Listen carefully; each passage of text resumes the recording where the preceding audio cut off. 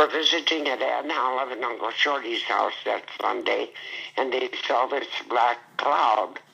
So right away we had to get in the car as fast as we could. It was probably about 20 miles from Aunt Olive's house to go home. And so Dad wanted to make it home before that dust storm hit. And so we made it, and we got in the house right away, Mom and us, and Dad said, now put this, see, we didn't have electricity or phone at the time, or even running water in the house. We had running water. And he said, now put the lamp in the window so I can see when I get back, because he jumped in the car and went to get the cows home, the milk cows. But there was a lane. You know what a lane is? Yeah. A pasture. Absolutely. Yeah, okay. So he got the milk cows rounded up, but he lost them in the lane because he couldn't see them anymore. But the reason he could make it through the lane is because sometimes the dust storm was electrical, and that would make sparks jump. There would always be 2 or 3 strands of barbed wire, and so it was so electrified, the sparks would jump from the one wire to the other. Wow. So then he made it all the way into the cow yard, but he lost the cows. He couldn't see them even with the headlights on.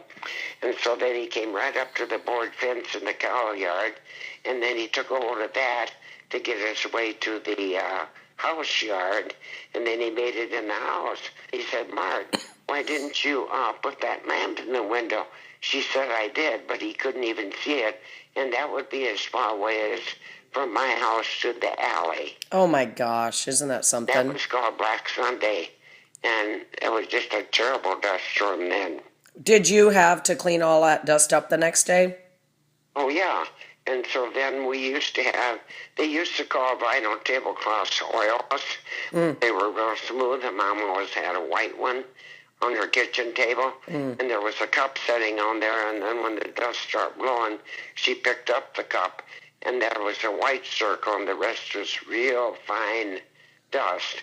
Now, James keeps thinking it was sandstorms, but it wasn't. It was that dirt, because the drought.